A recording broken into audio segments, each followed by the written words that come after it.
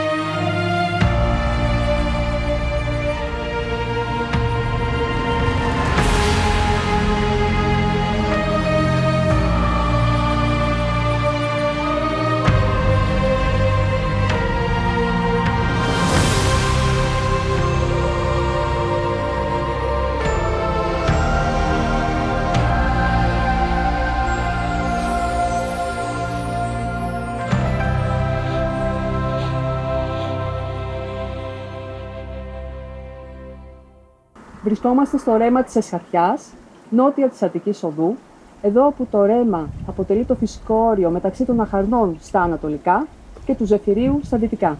Στη διάρκεια των αρχαιολογικών εργασιών εντοπίστηκαν 27 θέσεις, κατά κύριο λόγο στο Δήμο Αχαρνών, και οι θέσεις αυτές έφεραν αρχαιολογικά ευρήματα, δηλαδή κυρίως τάφους, τείχους διευθέτησης του ρέματος στην αρχαιότητα, δηλαδή κυρίως κατά την κλασική περίοδο, που αυτό μας δείχνει και τη δραστηριότητα που υπήρχε στο Δήμο Αχαρνών.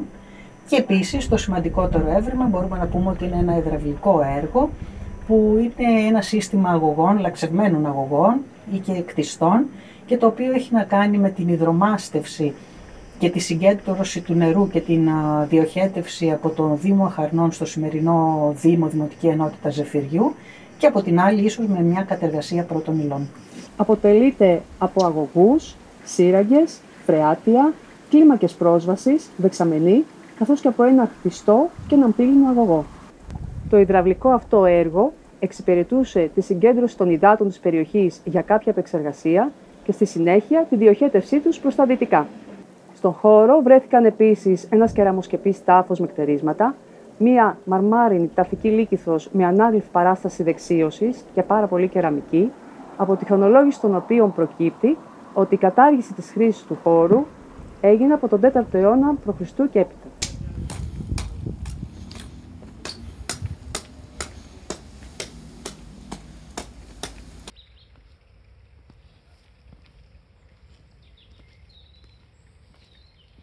Το έργο της διευθέτησης του ρέματος της Καναπίτσας ξεκίνησε με πόρους του ΕΣΠΑ 2014-2020 και ολοκληρώνεται μέσω του προγράμματος Περιβάλλον και Κλιματική Αλλαγή στο ΕΣΠΑ 2021-2027.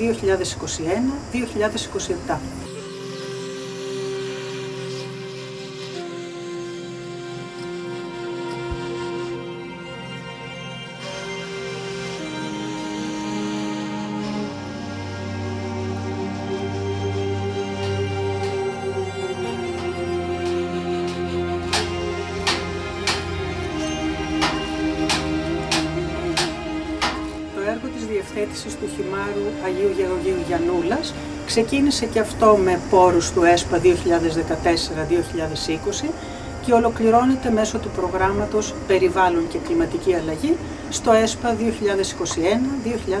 2021-2027. Κατά τη διάρκεια των εργασιών εντοπίστηκαν αναλυματικοί τείχοι της αρχαιότητας για τη διευθέτηση της σκήτης του ρέματος, αλλά αυτό που χρειάζεται να μνημονεύσουμε κυρίως είναι ένα τμήμα υδραγωγείου που βρέθηκε δυτικά του ρέματος του Αγίου Γεωργίου, μήκους περίπου 600 μέτρων, το οποίο εικάζεται ότι αποτελούσε το μέρος του υδραγωγείου που υδροδοτούσε την Ελευσίνα κατά τη διάρκεια των ρωμαϊκών χρόνων.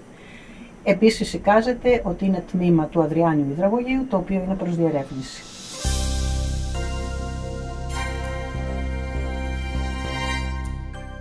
Με την ολοκλήρωση των αντιπλημμυρικών έργων θα διευθετηθούν τα πλημμυρικά φαινόμενα που είχαμε στους δήμους της Δυτικής Αττικής και επίσης από την πλευρά την αρχαιολογική της εφορίας θα έχουμε εμπλουτίσει τον αρχαιολογικό χάρτη αυτών των περιοχών με νέες αρχαιολογικές θέσεις και καινούργια βρήματα.